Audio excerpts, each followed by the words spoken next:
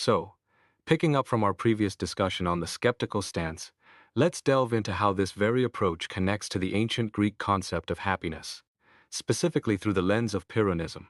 The core idea seems to be that Pyrrho and his followers found a path to tranquility, which they equated with happiness. Early accounts, like the summary by Aristocles based on Timon's work, suggest that Pyrrho identified certain key questions one must address to achieve happiness. Interestingly, these texts also highlight the contrast. Those who don't follow Pyrrho's recommended answers are far from this sought-after tranquility. Later summaries, like the one by Photius about Anaxidemus, echo this, stating the Pyrrhonist is happy while others are tormented. Though the exact nature of Pyrrhonist happiness isn't spelled out here, the implication is strong: it's some form of peace of mind.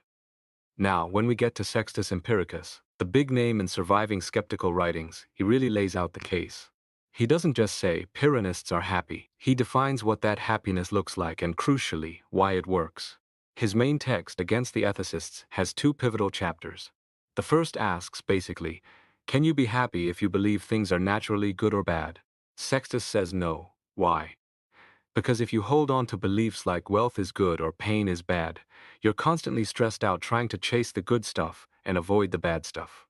It's like having a permanent nagging worry list. But the Pyrrhonist, by suspending judgment on these natural goods and bads, is free from this specific kind of anxiety. So, Sextus declares, it's skepticism's achievement to procure the happy life. Then, in the next chapter, he hones in on this happiness. That person is happy who conducts himself without disturbance. That without disturbance is the key, it's ataraxia, tranquility. Okay, so Sextus argues the skeptic is happier because they avoid the anxiety trap. But then comes a twist in the second chapter. He asks, is the person who suspends judgment perfectly happy in all respects? And the answer, surprisingly, is still no. Here's the breakdown. Sextus distinguishes between matters of opinion, like what's good or bad, and matters of necessity, like pain, hunger, thirst. On the opinion front, the skeptic is perfectly happy. They've ditched the beliefs causing turmoil. But reality bites. We all face unavoidable stuff. Pain happens, hunger strikes. And guess what? The skeptic feels it just as much as anyone else. So, regarding these necessities, they aren't perfectly happy. However, here's where Sextus really drives home the advantage. When someone else is in pain, they have that extra layer of misery, the belief that pain is inherently bad. The skeptic? They just feel the pain. No added philosophical baggage. Sextus even suggests the belief about pain being bad can be worse than the pain itself. Think about watching an ancient surgery without anesthesia. Maybe the onlooker, gripped by the horror belief, suffers more than the patient. So, the skeptic's state here isn't perfect tranquility, but it's moderate feeling compared to the non-skeptic's violent disturbance. Still better, overall. This nuanced take on pain puts Sextus in a tricky position relative to the other big schools. The Stoics famously said pain is indifferent. It doesn't actually affect your happiness because only virtue matters, and pain isn't bad in itself. Epicurus, on the other hand, seemed to think philosophy could buffer pain, like his letter suggests he used memories to offset his own suffering. Sextus nods to the Stoics on pain not being objectively bad, but argues it does disturb happiness. He agrees with Epicurus on happiness being ataraxia, but disagrees that you can achieve it while in serious pain. So Sextus is claiming a kind of middle ground, perhaps more realistic. Why might he do this? Well, maybe it's a reaction against the legendary stories of Pyrrho's own superhuman calm, like the one about him not flinching during surgery. It grounds the ideal in something more achievable, even if it's still less than perfect. Despite this, he maintains the skeptic fares better than the non-skeptic, especially concerning unavoidable suffering. Alright, so far so good. Sextus clearly outlines the skeptical path to happiness, or at least tranquility. But here's where it gets really interesting. When we look at his other major work, The Outlines of Pyrrhonism, which is more about outlining the skeptical method and its practical effects, we find a striking omission. The word eudaimonia, the Greek term for happiness or flourishing, and its related forms, simply vanish when discussing the Pyrrhonist's own state. All the core ideas are there: the tranquility in matters of opinion, the moderate feeling in matters of necessity, the superiority over non-skeptics due to avoiding beliefs that cause turmoil, but the label eudaimonia is conspicuously absent. Why would Sextus use it freely in one work and then drop it like hot potatoes in another? What's the catch? What makes this seemingly straightforward concept problematic from a Pyrrhonist viewpoint? Let's dig into potential problems. First off, remember how Sextus claims the skeptic is better off than others? Does saying better off imply some objective standard, some universal truth about what constitutes a better life, independent of anyone's preferences? If so, wouldn't that contradict the whole point of skepticism, which is to avoid such beliefs? Now hold on, maybe Sextus isn't making that leap. Perhaps he's just expressing a preference. He could be saying, look, I prefer the combination of tranquility and moderate feeling to the anxiety and obsession of others, and honestly, I suspect you'd prefer it too if you gave it a shot. See the difference? Expressing a preference doesn't necessarily commit you to an objective ranking. It's like saying, I prefer chocolate ice cream to vanilla, without claiming chocolate is objectively superior for everyone everywhere. By framing it as a preference, Sextus avoids the self-refutation trap of asserting objective values. Another angle involves the usual link between eudaimonia and telos, or the goal or purpose of life. In Greek philosophy, these concepts are often intertwined. To live a eudaimonic life is typically seen as achieving or being on the path to your telos, your ultimate aim or destiny. And this telos is usually thought of as something inherent, something our nature or the cosmos pushes us towards. So, if you specify what eudaimonia is, you're implicitly specifying what the telos is. Does this inherent structure pose as a problem? Again, maybe not if we read Sextus carefully.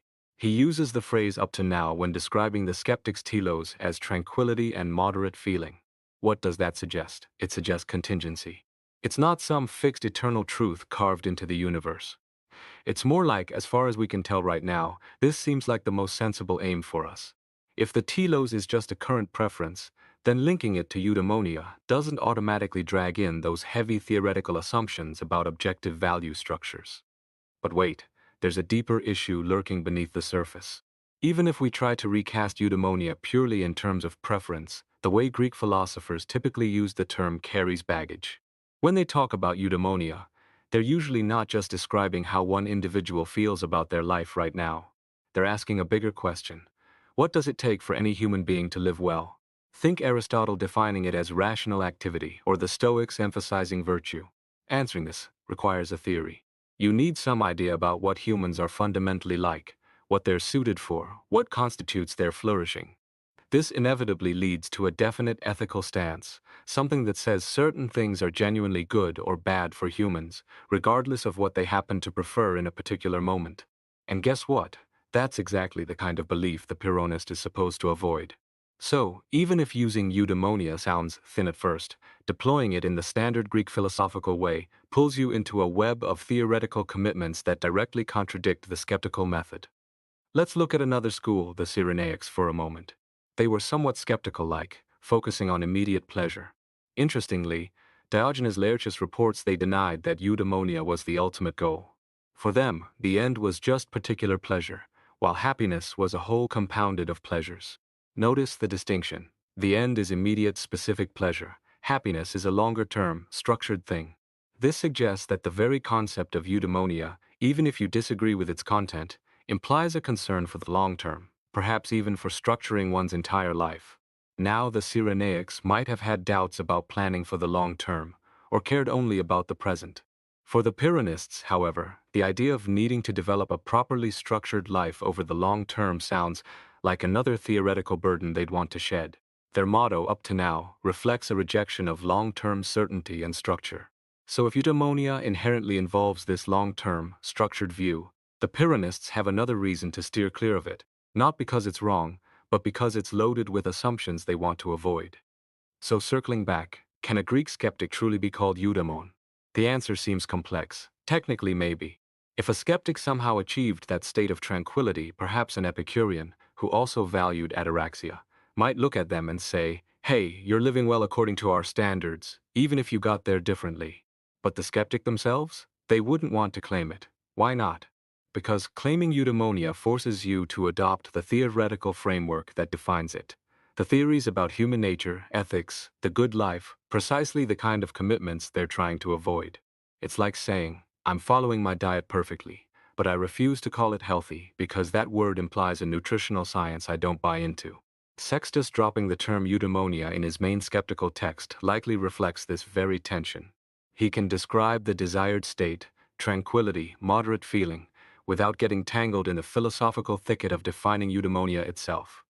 Okay, let's jump forward to today. Can a modern skeptic claim to be happy?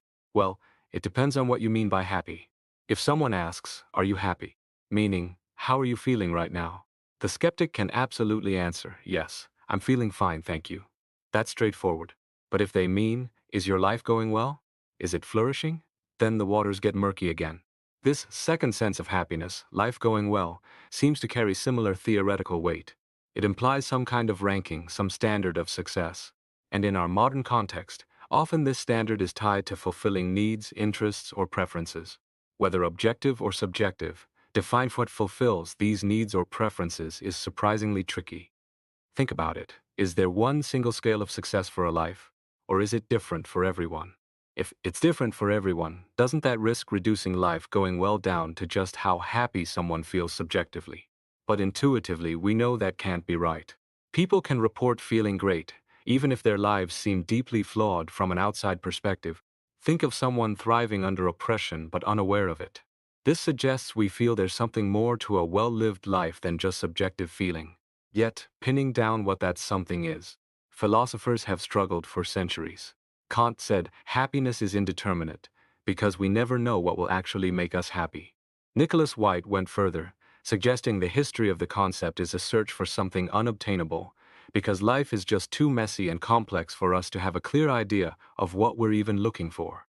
And we see this struggle played out in modern attempts to measure happiness, like the World Database of Happiness. They collect tons of data, asking people how they feel or how satisfied they are with their lives. But what are they really measuring? Feeling scales depend heavily on comparison. Are you a glass half full or half empty person? Life satisfaction scales rely on some implicit idea of what makes a life good.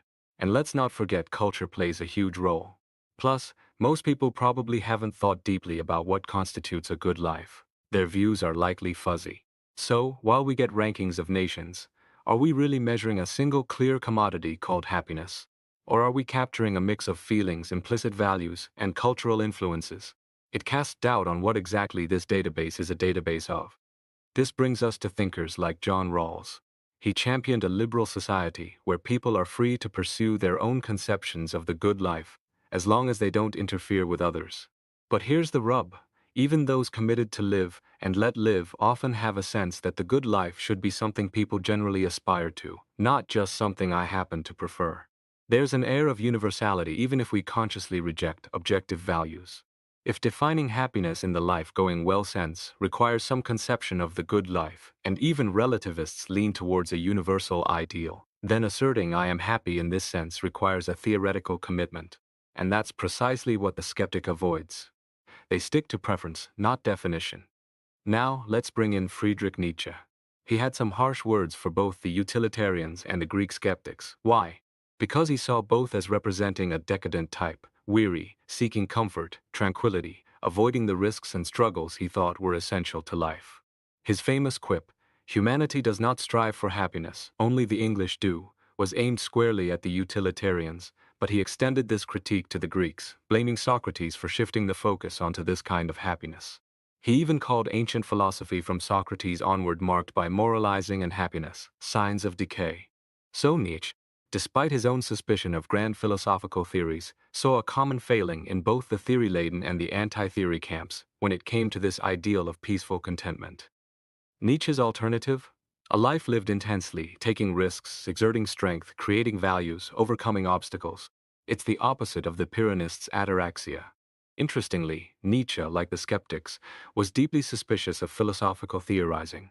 But unlike the skeptics, he offered a vision, albeit a vibrant, striving one. He acknowledged it was his vision, not some neutral truth. The Pyrrhonist, by contrast, offers detachment, a suspension of judgment. Does this detachment feel impoverished? Does it fail to address our deeper need for meaning? Many might feel that way.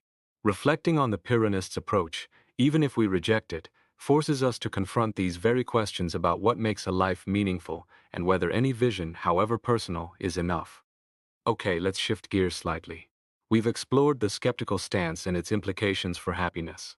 Now let's consider a related concept, voluntarism, specifically about epistemic stances. Think of a stance as a general strategy or policy for forming beliefs. Empiricism is a stance relying on sensory evidence. Scientific realism is another stance, involving belief in unobservables. Voluntarism about stances, following thinkers like Van Frassen and discussed by Chakravarti, suggests that choosing between these stances is, in a deep sense, up to us.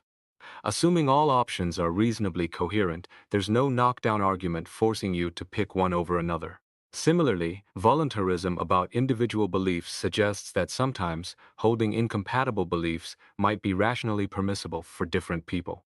How does this relate to Pyrrhonism, especially Sextus? Looking at Sextus' work, particularly his Against the Physicists, his focus seems less on the philosophy of science per se, and more on dismantling the foundations of physics. He aims to put core principles like causality, motion, time into aporia, a state of puzzlement or impasse. He questions whether these things even exist. But he doesn't spend much time on methodological questions, like how science should work, or how it achieves truth. So where does the epistemology lie? Well, in the ancient world, methodological questions fell under logic. And indeed, Sextus wrote against the logicians and had a section on logic in his outlines. Here he delves into things like the criterion of truth. What counts as evidence? How do we know anything? This is where the deeper epistemological reflections relevant to voluntarism are likely to be found. So, wrapping up this part, we've seen that Pyrrhonism, particularly through Sextus, presents a fascinating challenge. It offers a compelling path to tranquility by suspending judgment, yet it seems wary of embracing the traditional Greek concept of eudaimonia, likely due to its entanglement with theoretical commitments about the good life. Sextus' careful wording reflects this tension. Exploring these ancient ideas, even if we ultimately reject them, pushes us to examine our own assumptions about happiness, meaning, and the role of theory in navigating life's complexities. It sets the stage for further exploration into the nature of belief and knowledge.